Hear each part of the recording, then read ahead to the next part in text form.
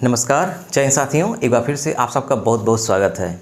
अगर आपका मकान तालाब पर बन गया है तो आपको क्या अधिकार हैं, कब आपका मकान गिरेगा, कब आपका मकान नहीं गिरेगा, तालाब क्या होती है, तालाब पर बने मकान को गिराने के लिए कौन कौन शिकायत कर सकता है और उस मकान को गिराने का आर्डर कौन दे सकता है, उस आर्डर की वैधता की जांच कौन कर सकता है, ये सब कुछ हम इस वीडियो में डिस्कस करेंगे। आप वीडियो को पूरा देखिएगा, स्किप मत करिएगा।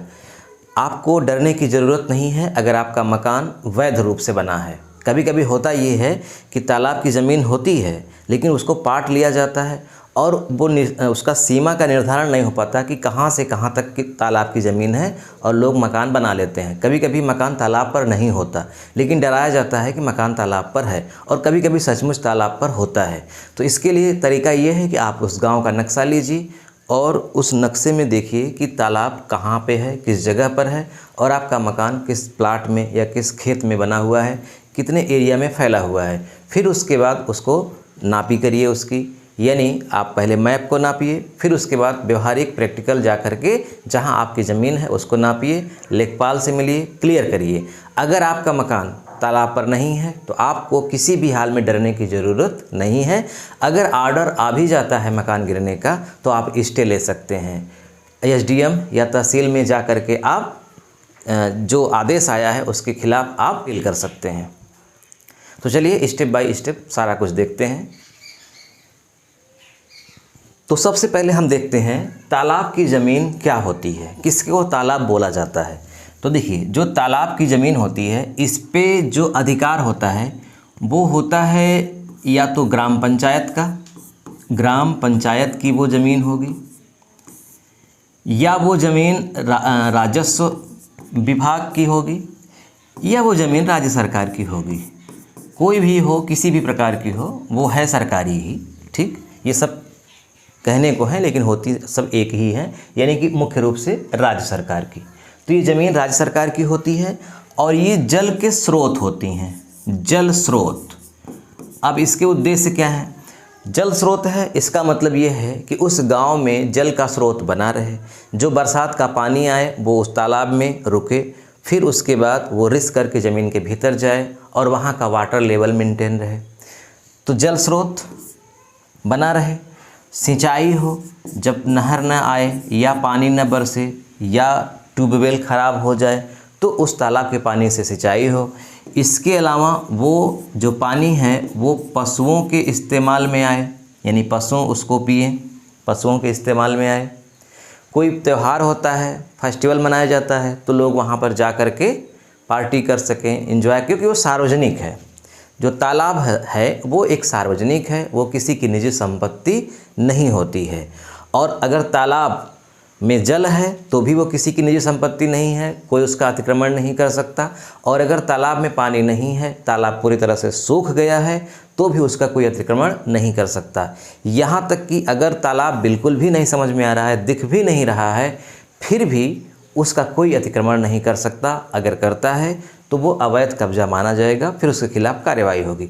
तो तालाब क्या है? एक जल का स्रोत है जो राज्य सरकार का है, यानी कि एक सरकारी है, यह निजी स्वामित्व इसका नहीं है। हाँ, इसका पट्टा कराया जाता था पहले, इसमें मछली का पालन होता था या सिंघाड़े बोए जाते थे या कमल का उत्पादन होता था और एक सीमा, एक समय निर्धारित होती थी कि कब से कब तक का पट्टा है और फिर रिन्यूअल होता था। और रिन्यूअल के समय बोली लगाई जाती थी, जो ज़्यादा पैसा देता था उसको पट्टा मिलता था। आमतौर पे पट्टा SC ST के वर्ग के लोगों को ज़्यादा मिलता था। अगर उस गांव में SC ST वर्ग के लोग नहीं हैं तब फिर दूसरे वर्ग यानी OBC में किसी को दिया जाएगा।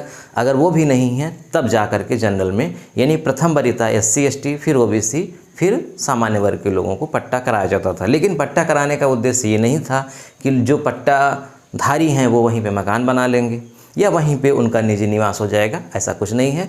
वो जिस कार्य के लिए पट्टा लिए किए हैं बस उसी कार्य को वो कर सकते हैं। हालांकि अब नया पट्टा जारी भी नहीं हो रहा है, सरकार इस पर बहुत ध्यान दे रही है। तो आप समझ गए तालाब क्या है। अब देखते हैं सुप्रीम कोर्ट और हाई कोर्ट के महत्वपूर्ण आदेश क्या क्या हैं। यानी इस टॉपिक पर, यानी कि जो तालाब का मामला है ये बड़ा संवेदनशील मामला है और समय समय पर इस पर हाई कोर्ट और सुप्रीम कोर्ट ने अपने बात बताई है। तो यहाँ हम 3 जिक्र करते हैं मुकदमों का एक है इंचलाल तिवारी बनाम कमला देवी, 2021 का मामला है, उत्तर प्रदेश का। एक है ओल्गा टेलिस बनाम मुंबई म्यूनिसिपल कॉरपोरेशन, 1985 का है, बहुत पुराना मामला है। एक है मोहम्मद हारून बनाम यूनियन ऑफ इंडिया, 2014। अब देखिए, इन तीनों के माध्यम से सुप्रीम कोर्ट और हाई कोर्ट ने एक गाइडलाइन जारी करी है कि तालाब पर अगर मकान बना है तो जिनका मकान है उनको क्या अधिकार है, किस तरह के कार्य होने चाहिए, ये सब बताया गया है। जैसे इंचलाल तिवारी बनाम कमला देवी, ये यूपी का मामला है। उत्तर प्रदेश के एक गांव में एक तालाब था, वो पूरी तरह से सूख गया था और तालाब प्रायः ज़मीन से निचला स्थान होता है, लेकिन वो ज़मीन के लेवल में ही हो गया था, यानी पता भी नहीं चल रहा था कि वहाँ तालाब है, और उस पर कुछ लोग मकान बना लिए थे। तो ये जो इंचलाल तिवारी हैं, ये समाज सेवी थे और इन्होंने जा कर के कंप्लेन किया कि वहाँ जो तालाब था कभी, वो अब इस समय ख़त्म हो गया है, लोग कब्जा कर लिए हैं और उनके कब्जे को हटाया जाए। तो ठीक है, हटाया गया और फिर सुप्रीम कोर्ट की एक गाइडलाइन आई और इस गाइडलाइन में ये कहा गया, ये बात बताई गई कि तालाब चाहे सूखा ही क्यों न हो, कोई भी व्यक्ति वहाँ निर्माण नहीं कर सकता। तालाब अगर अपने वर्तमान स्थिति में है, जल से भरा हुआ है, तब भी नहीं, अगर जल नहीं है, सूखा हुआ है, तब भी कोई निर्माण नहीं कर सकता। तालाब सरकारी है, सार्वजनिक संपत्ति है। यह स्पष्ट रूप से इस मामले में सुप्रीम कोर्ट ने कहा। 2021 का मामला है। एक ओल्गा टेलिस बनाम मुंबई म्यूनिसिपल कॉरपोरेशन, 1985 का मामला है। हमने पिछले वीडियो में जिक्र किया था कि यूपी बिहार के कुछ लोग महाराष्ट्र यानी मुंबई में गए थे और वो वहाँ पे रह गए थे परिवार के साथ और झुग्गी झोपड़ी बना लिए थे।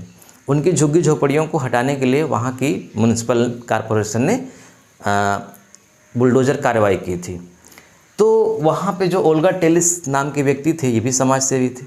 इन्होंने उनके खिलाफ़ यानी म्यूनिसिपल कॉरपोरेशन के खिलाफ़ मुकदमा दायर किया था कि गरीब बेघर हो रहे हैं, कहाँ इनको शिफ्ट किया जाए।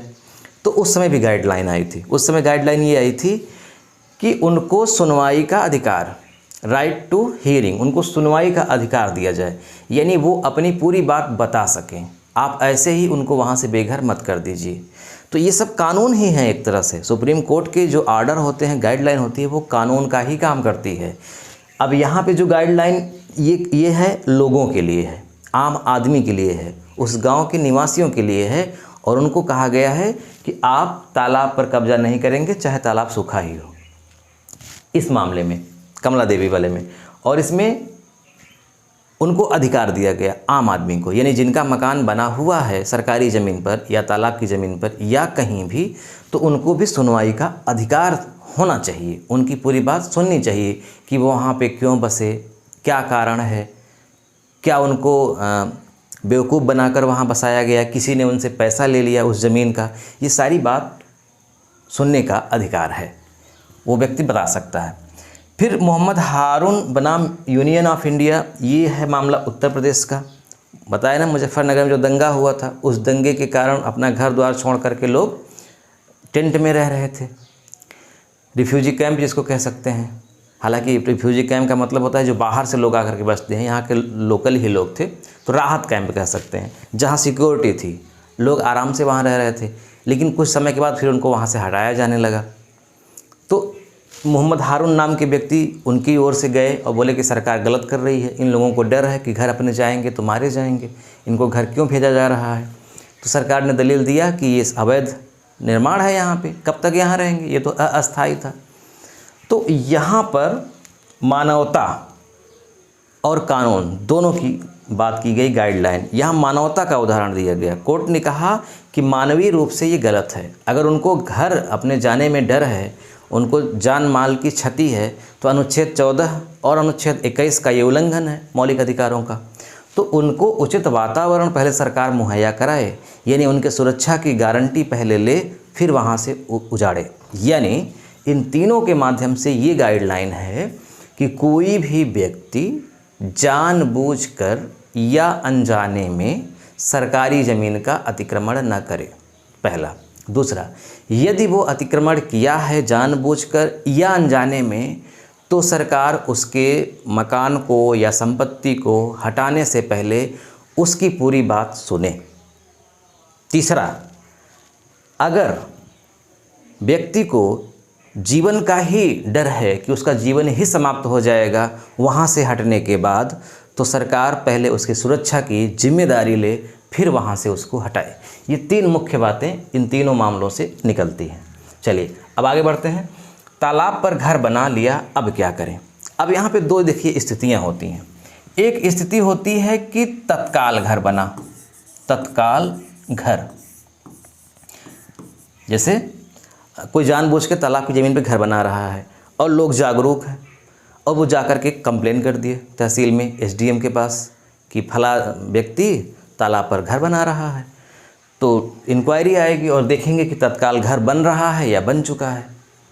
अब बन रहा है तो तुरंत रुकवा देंगे, बन गया है तो थोड़ी जांच करेंगे कि ज़मीन सरकारी है कि नहीं, और उसके बाद तुरंत उस घर को गिरा देंगे। हालांकि इसमें भी 14 दिन, 15 दिन या कभी कभी 30 दिन का समय दिया जाएगा उनको, जो वहाँ पे सामान उनका रखा हुआ है उसको शिफ्ट कराने के लिए समय यहाँ भी दिया जाएगा। लेकिन ये बहुत आसान प्रक्रिया है। अगर तत्काल में घर बना है और ये प्रूफ हो जाता है कि वो सरकारी ज़मीन है तो आपको तुरंत रोका जाएगा, और नहीं रुकेंगे तो जबरन वो घर तोड़ दिया जाएगा, गिरा दिया जाएगा। एसडीएम तुरंत ऑर्डर कर देगा। ठीक, तो एक तो हो गया तत्काल घर अगर बना है। अगर घर पुराना है, 20 साल, 25 साल या 50 साल से घर बना हुआ है, तब किसी ने कंप्लेन किया, तब क्या होगी, तब जांच आएगी।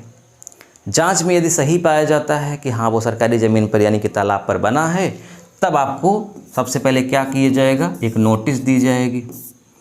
अब नोटिस में 7 दिन भी हो सकता है, 14-15 दिन भी हो सकता है, 30 दिन भी, यानी एक समय निर्धारित किया जाएगा कि इतने दिन के भीतर आप अपना सामान खाली कर लीजिए या अपना घर वहाँ से हटा लीजिए, गिरा लीजिए। नहीं तो जब कार्रवाई होगी तो बुलडोज़र का चार्ज भी आपको देना पड़ेगा, इसलिए अपने से भी लोग गिरा लेते हैं। तो नोटिस जारी होगा, समय दिया जाएगा।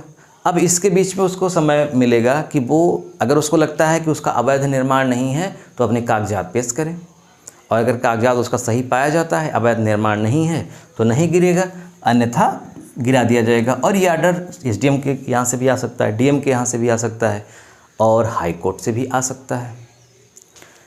तो ये है मामला इसका। अब देखिए कौन कर सकता है शिकायत, कौन शिकायत करेगा। भाई जिसका घर है वो तो शिकायत करेगा नहीं, उसको शिकायत करने की क्या ज़रूरत है, वो तो शिकायत के पहले ही अपने से हट जाएगा, यानी दूसरे ही शिकायत करेंगे। तो जो शिकायत करता हैं, शिकायतकर्ता का मतलब अगर तत्काल कोई घर बना रहा है, अतिक्रमण कर रहा है, उसके लिए भी, या पहले से अतिक्रमण किया गया है उसके लिए भी शिकायतकर्ता कौन कौन हो सकते हैं। एक तो उस ग्राम के जो पंचायत के प्रमुख हैं, प्रधान भी हो सकते हैं, सदस्य भी हो सकते हैं, पंचायत के सचिव हो सकते हैं, वहाँ के क्षेत्र पंचायत सदस्य यानी कि बीडीसी भी हो सकते हैं, ब्लॉक प्रमुख हो सकते हैं, या वहाँ के आम नागरिक हो सकते हैं, यानी कि उस गांव के निवासी हो सकते हैं। उस गांव के निवासी यानी ग्राम पंचायत के, ग्राम सभा के सदस्य, ग्राम सभा के सदस्य भी कंप्लेन कर सकते हैं। और सामाजिक कार्यकर्ता अगर कोई है, दूसरे भी गांव का है तो भी दिक्कत नहीं है। सामाजिक कार्यकर्ता है, वो पर्यावरण बचाने की मुहिम उठाया है, बेड़ा उठाया है, वो पेड़ पौधे लगवा रहा है, उसको पर्यावरण की छत से बड़ा दुख होता है, कष्टकारी है उसके लिए, तो वो भी कंप्लेन कर सकता है। और आरटीआई दाखिल करके पता कर लिया गया कि वो ज़मीन उस तालाब पर ही बनी है, तो आरटीआई कर्ता भी आराम से शिकायत कर सकता है, कोई इसमें दिक्कत नहीं होगी। अब देखिए बुलडोज़र कब और कैसे चल सकता है, प्रक्रिया आप समझ ही गए हैं। बुलडोज़र कब और कैसे चल सकता है, अगर अवैध निर्माण है और प्रूफ हो जाता है तो चलेगा, इसमें कोई दो राय नहीं है। अगर अवैध निर्माण नहीं है, अवैध निर्माण नहीं है, ये कैसे मालूम चलेगा, जब किसी ने शिकायत किया और नोटिस आ गई, नोटिस कहीं से भी आई हो, तहसील से आई हो, डीएम के यहाँ से आई हो या कोर्ट से आई हो, कहीं से भी आई हो, अगर शहर में रहते हैं तो म्यूनिसिपल कॉरपोरेशन से आई हो, कहीं से भी आई हो, और आपको लगता है कि ये नोटिस जबरन आई है या जो अधिकारी है वो जबरन हमारा घर गिराना चाहता है, तो ये आपको अधिकार है, आप रिट दायर करें। हाई कोर्ट में कर सकते हैं, तहसील में जा कर के कर सकते हैं, डीएम के यहाँ आप दे सकते हैं अर्जी कि हमारा मकान जबरन गिराया जा रहा है। अब इसके लिए आपको क्या देना होगा? प्रूफ देना होगा। प्रूफ ये देना होगा कि वो जो ज़मीन है वो आपकी है, वो ज़मीन स्वयं की है, यानी वो ज़मीन सरकारी या तालाब की नहीं है, पहला प्रूफ।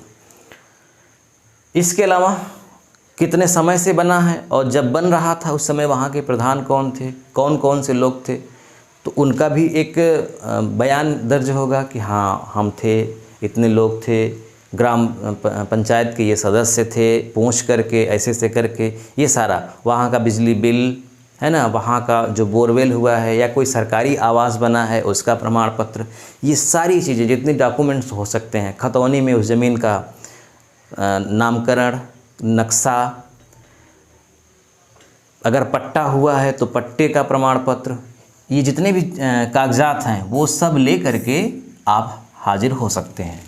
और जब सब लेकर के हाजिर होंगे और सचमुच आपकी है, जबरन आप पे कार्रवाई हो रही थी, तो वो कार्रवाई रुक जाएगी, या फिर आप स्टे भी ले सकते हैं सीधे, कि स्टे इस आधार पर मिलता है ना कि अभी जांच नहीं हुई और जबरन हमारा घर गिराया जा रहा है, पहले प्रूफ तो हो, तो इस आधार पे स्टे मिल जाता है। और अगर स्टे नहीं मिल पा रहा है, यानी प्रूफ ही हो गया कि अवैध निर्माण है, तब बुलडोज़र चलेगा और ये बुलडोज़र का आर्डर एसडीएम के यहाँ से, तहसीलदार के यहाँ से, डीएम के यहाँ से, हाई कोर्ट से, कहीं से भी आ सकता है जहाँ अर्जी दाखिल की गई है। हाँ, जब बुलडोज़र चलेगा तो उसकी वीडियोग्राफी होगी, ये अधिकार है, वीडियोग्राफी होगी, ताकि वो भविष्य में कभी भी जब ज़रूरत पड़े तो वो दिखाया जा सके कि किसके देख रेख में ये काम हुआ था। जो अधिकारी रहेगा उसका भी फ़ोटो, सिग्नेचर, मोहर, पूरी जिम्मेदारी है उसकी, जो आया है ये काम करवाने। पीड़ित व्यक्ति के पास क्या विकल्प है, हमने सारी जिक्र कर दिया पहले ही, क्या विकल्प हैं, यही विकल्प हैं। अब पीड़ित का मतलब, अगर वो अवैध निर्माण किया है तो उसको पीड़ित क्यों कहेंगे? भी तो फिर गुंडागर्दी होगी, जबरन व्यक्ति वहाँ पे बनाया है। हाँ, कभी कभी ये होता है कि लोग अनजाने में बना लेते हैं। जैसे मैं आपको एक उदाहरण के माध्यम समझाता हूँ। जैसे ये तालाब की ज़मीन है, या तालाब है भी है, और बगल में इसको भीट बोलते हैं हम लोगों के यहाँ देहाती भाषा में। इसके बॉर्डर जो मिट्टी निकाल करके बांध के तौर पे बनाई गई है, बांध ही कह सकते हैं हम लोग, इसको भीट बोलते हैं। तो अब इसके चारों तरफ क्या होते हैं? खेत होते हैं। ये खेत हैं, चारों तरफ खेत। अब मान लीजिए कि ये जो खेत है, ये वाला खेत, ये भी खेत है, तो ये खेत एक्स नाम के व्यक्ति का है। अब एक्स नाम के व्यक्ति का है तो ये क्या करेगा? ये भीट को तोड़ करके काफ़ी दूर तक किसानी करेगा। ऐसे काफ़ी लोग करते भी हैं। यहाँ इसके सामने जो जगह है तालाब की, वहाँ ये वाला व्यक्ति नहीं जाएगा, यही व्यक्ति यूज करेगा, और कभी कभी ये मकान भी बना लेगा और आगे तक चलाएगा।